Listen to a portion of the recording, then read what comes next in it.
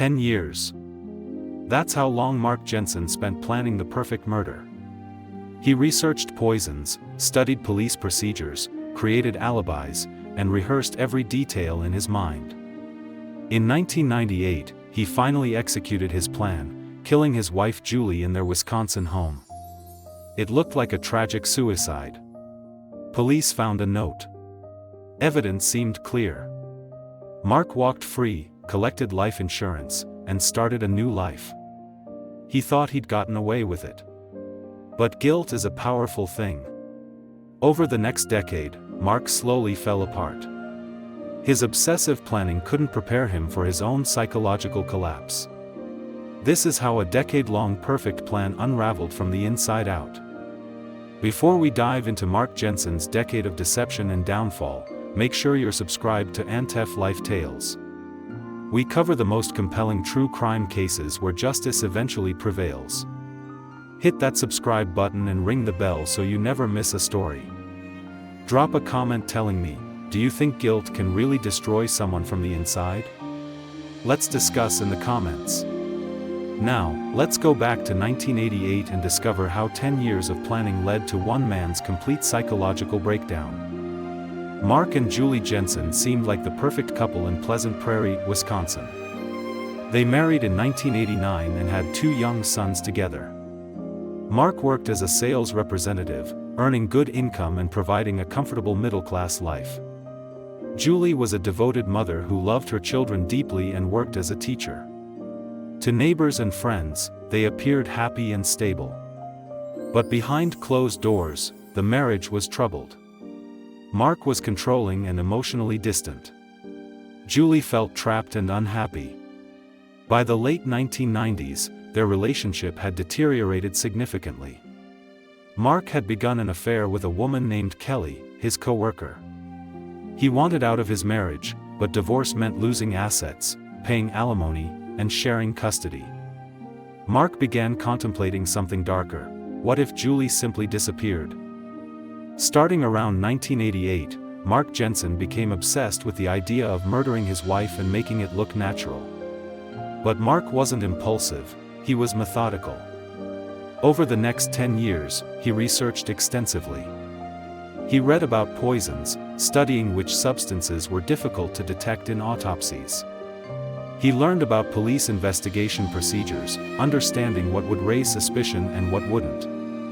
Mark studied cases where husbands killed wives, analyzing their mistakes so he wouldn't repeat them. He researched life insurance policies, ensuring Julie's death would provide financial benefit. He cultivated his affair with Kelly, establishing his next life while planning Julie's end. Mark kept meticulous mental notes, never writing anything incriminating. He was patient, waiting for the perfect moment when everything aligned. By 1998, after a decade of psychological preparation, Mark felt ready to execute his plan. By late 1998, Julie Jensen sensed something was terribly wrong. Mark's behavior had become increasingly strange and threatening. He made comments about her dying, suggesting she wouldn't be around much longer.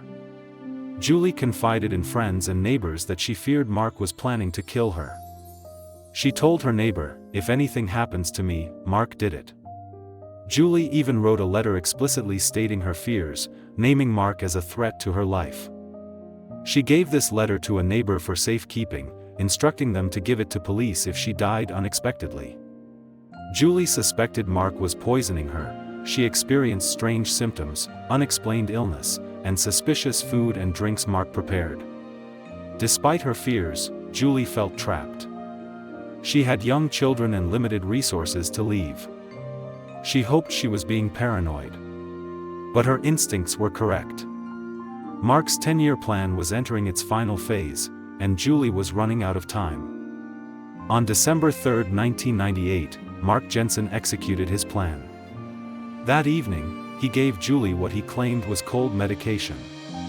In reality, it was a lethal dose of ethylene glycol mixed with sedatives. Julie became violently ill and lost consciousness. Mark called 911, playing the devastated husband role. Paramedics rushed Julie to the hospital, but she died shortly after. The initial death appeared natural. Mark had researched antifreeze poisoning, knowing it mimicked natural causes. His alibi was prepared, he was home, tried to save her, called for help immediately. His 10-year plan appeared to work perfectly. Julie's previous warnings immediately raised red flags. When police arrived, her friend produced the letter Julie had written, "If anything happens to me, he did it." This changed everything. Detectives ordered a full toxicology screen. The results shocked everyone. Massive amounts of ethylene glycol and sedatives were found in Julie's system. This was murder by poisoning. Police searched the Jensen home, finding evidence of poison research. Witnesses described Mark's strange behavior before Julie's death. The perfect murder Mark planned for 10 years was unraveling within days of execution. When police questioned Mark Jensen, he appeared remarkably calm and controlled. This was what he'd prepared for during 10 years of planning. Mark showed no guilt or nervousness. He answered questions smoothly, maintained his story, and expressed appropriate sadness. Detectives noted his unusual composure. Most innocent people show more distress when accused. Mark had rehearsed this scenario thousands of times. He suggested Julie was mentally unstable and paranoid. When confronted with poison evidence, Mark remained eerily calm, suggesting accidental ingestion or suicide. His decade of mental preparation allowed him to withstand initial police pressure without breaking. Despite Mark's controlled demeanor, evidence was overwhelming. Police arrested Mark Jensen in January 1999 and charged him with first-degree intentional homicide. The case was strong: Julie's prophetic letter, toxicology showing deliberate poisoning, threatening behavior, and his affair providing motive. Mark was released on bail while awaiting trial. He still believed he could beat the charges. He hired expensive attorneys, maintained innocence publicly, and continued his relationship with Kelly. For years, Mark held himself together, confident his meticulous planning would withstand legal scrutiny. But psychological cracks were beginning to form. Mark Jensen's first trial began in 2008, 10 years after Julie's death. The prosecution presented devastating evidence: Julie's letter, poison in her system, Mark's affair, and financial motive. The verdict: guilty of first-degree intentional murder. Mark was sentenced to life without parole. But Mark's attorneys found a technicality: Julie's letter was improperly admitted as hearsay. In 2013, an appeals court overturned his conviction and ordered a new trial. Mark was released from prison after 5 years, pending retrial. He tasted freedom again. This was the beginning of his complete psychological unraveling. Between 2013 and 2023, Mark lived in limbo, free but facing retrial. This decade destroyed him psychologically. Mark became increasingly paranoid, believing police watched him constantly. He obsessed over the retrial, spending hours researching legal strategies. Friends noticed dramatic personality changes. The calm, controlled man became anxious, suspicious, and erratic. Mark stopped sleeping well, developed nervous habits, and aged rapidly. He couldn't maintain relationships or employment. The guilt and stress he'd suppressed manifested in physical and mental symptoms. The meticulous planner was falling apart, undone by his own mind. As Mark's mental state deteriorated, he began making shocking admissions. In moments of stress, Mark would hint at guilt or contradict his innocence claims. He told acquaintances Julie had to go, and he did what was necessary. When confronted, Mark would backtrack, claiming he spoke hypothetically. But the pattern continued. Mark contacted journalists and filmmakers, wanting to tell his story but stopping short of full confession. Police monitored these interactions, documenting Mark's collapse.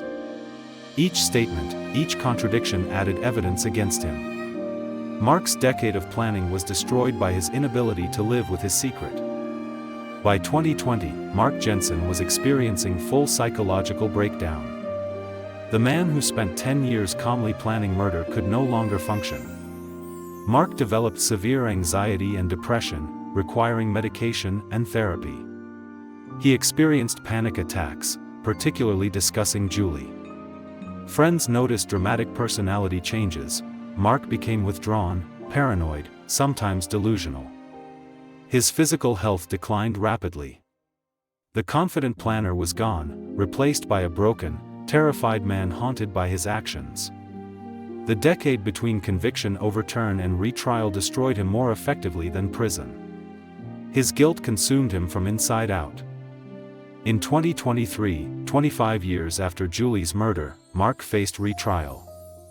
Prosecutors couldn't use Julie's letter, but had other powerful evidence: poison in her system, suspicious behavior, affair and motive, witnesses, and Mark's contradictory statements during freedom. The prosecution presented Mark's psychological deterioration as evidence of guilty conscience. Mark took the stand, a costly decision. He was nervous, contradictory, and unconvincing.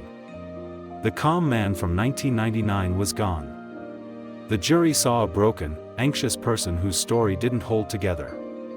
After decades of planning, Mark's psychological state became evidence against him.